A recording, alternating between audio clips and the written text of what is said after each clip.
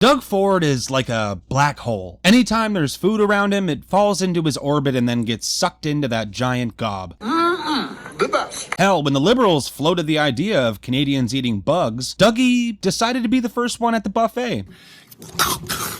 Holy Christ. I just swallowed a bee. Holy Christ. I knew that little bugger. I'm good. He's down here buzzing around right now. He has a lot of real estate. Little bugger got away in there. From honeybees to honey dip donuts, this walking behemoth, basically Earl Sinclair from the 90s show Dinosaurs if he discovered Uber Eats. He knows no bounds. So let's examine this food connoisseur, and I use that term loosely, and figure out how one man managed to plunge Canada into a food shortage using nothing but his stomach. Spare me any comments about being immature because I already know I am. Plus, I'm an asshole and don't care. Make sure you hit the like button to help me in the algorithm, and consider subscribing to the only unfiltered conservative channel in Canada. I make the best cherry cheesecake ever. Make a cherry cheesecake with the Premier. Today, we're going to make the famous Premier's cheesecake. No, but it has to have a perfect one. If it wasn't Premier, I'd open up a cheesecake factory. This is your recipe for success.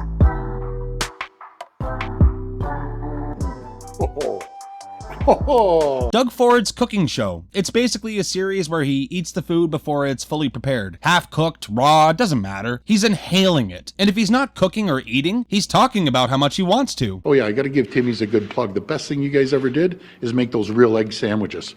I used to go eat those other ones. They're the best, those real egg sandwiches. So whoever did that at Timmy's, good for you. This dude can't even make it through a presser without thinking about food. He'd be up there like, we have great servicemen and women in our country, and boy, oh boy, those egg sandwiches are delicious. His train of thought becomes obscured whenever his stomach growls. That's why he needs to make pit stops at fast food joints across Ontario to refuel. How you doing, everyone? I encourage you to come by McDonald's and buy an order of fries. It's called Fries for Good. From November the 10th to November the 30th is going to Ronald McDonald House. They're a great organization, helps so many families. But come and get the fries. I always say McDonald's has the best fries anywhere. Tasty. Now, for publicity's sake, Ford only ordered an extra large fries. Normally, he brings down his own wheelbarrow and then gets the workers to just dump fries into it. Rumor has it that those special barbecues that he puts on every year at Ford Fest is just an excuse to get caterers from across the city to deliver food directly to him. Ford Fest is just 3 days away. We have free hamburgers, hot dogs, halal burgers, and veggie burgers. It takes a lot to satisfy the big man. Here's an example of one small portion required to satiate his hunger. He randomly shows up to family barbecues and forces them all to feed him. Premier, welcome to Big Grassy First Nation, and welcome to Lake of the Woods Walleye. I mean, it doesn't get any better than this. We've got some bannock here as well. It's just good eating, and that's all I've got to say. Well, and I'm so happy to be here. And Chief Lynn, thank you for your hospitality. Folks, I encourage everyone, come up here. You'll have the best time of your lives. It's great fishing. The people are so hospitable. And the chief is amazing. Best fish you're ever gonna have. You can tell the guy holding his plate is just sweating. He knows that it's a lost cause. One wrong glance and Ford's already inhaled it. And it's not just him. Ford's sights are set on the bigger prize, the source itself. This morning, I went to the new Daily Bread warehouse. These guys are just incredible over there. Absolutely incredible.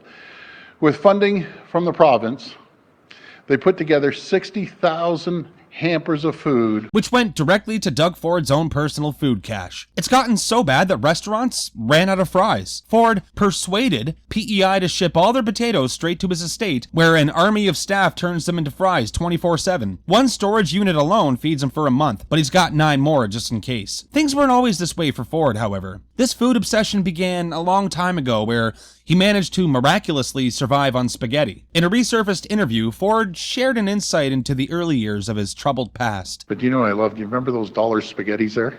Used to have the dollar spaghettis or the double bubbles, and And he used to be able to survive for quite some time. I think the spaghetti was 25 cents. But it just wasn't enough. He wanted to diversify his palate, and then he set his sights on the foreign food restaurants. I'm here at Mayflower Chinese Food at Royal York Plaza. Best Chinese food anywhere. There's not a morsel safe around this man, not a crumb left to be had. He's like a 500 megaton Hoover. It got so bad at one point that he had to wear a mouth covering in order to prevent food from randomly being sucked into his mouth. That's why it's so risky for him to go into grocery stores. So he goes into less popular Asian food grocers where the risk to the public is lower. All jokes aside for a second, but did you notice how this Asian dude was just trying to help Ford and Douggie looked at him like, trust me, I know what the hell I'm doing, buddy. But I thought I'd drop by and support Tim Hortons, the Smile Cookie.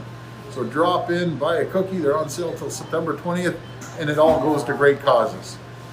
Keep smiling. Oh, there's no smile behind that mask. He means business. When he goes into a Tim's restaurant, the workers know the drill. We're here at Tim Hortons. Go out and buy a Smile Cookie. Get out before September 22nd.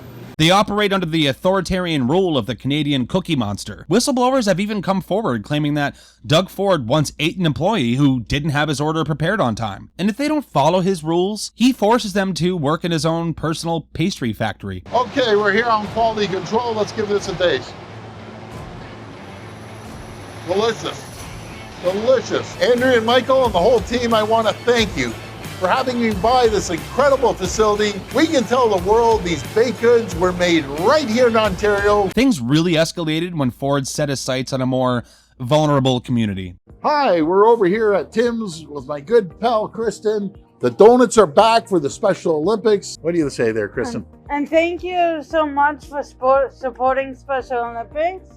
And please go visit a near Tim Hortons and purchase a Special Olympics donut. Now that was the last straw. Even the government started noticing that one man's stomach was single-handedly causing a national food shortage. At a time when so many people are out of work, so many children are relying on food banks, right? Doug Ford's priority, raising donation limits, taking care of his friends, taking care of his donors, taking care of his party. That's all you need to know about Doug Ford. Doug Ford's food obsession negatively targeted so many communities, so as punishment, they made him give away 1% of his personal food stash. This really made Ford angry, so then he decided to take his anger out on President Trump. Ford understood that Trump's tariffs would impact food production in Canada. We have to make sure that we move fast, immediate, or if not, President Trump is going to eat our lunch. He wasn't just being hyperbolic. He was afraid that Donald Trump was going to personally take his food away from him. There's no cure for Doug Ford's bottomless stomach. His hunger has Canada processing cloned meat just to keep up. And society? Forget a bang or a whimper. When Ford's done, Canada will end with a single, explosive burp as we're all swallowed into his void.